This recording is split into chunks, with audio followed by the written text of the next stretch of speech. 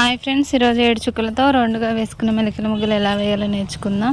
First of all ఇంతవరకు ఛానల్ని సబ్స్క్రైబ్ చేసుకోకపోతే తప్పకుండా సబ్స్క్రైబ్ చేసుకోండి ఫ్రెండ్స్. మీరు సబ్స్క్రైబ్ చేసుకున్నట్లయితే నేను వేసిన ప్రతి ముగ్గు మీకు నోటిఫికేషన్ వస్తుంది. ఈ ముగ్గు నచ్చినట్లయితే ఒక లైక్ చేయండి. ఎలా ఉందో కామెంట్లో తెలియచేయండి. మీకు ఎలాంటి ముగ్గులు కావాలన్నా కూడా నాకు కామెంట్లో తెలియచేయండి. ఓకే ఫ్రెండ్స్, కంప్లీట్గా చూడండి.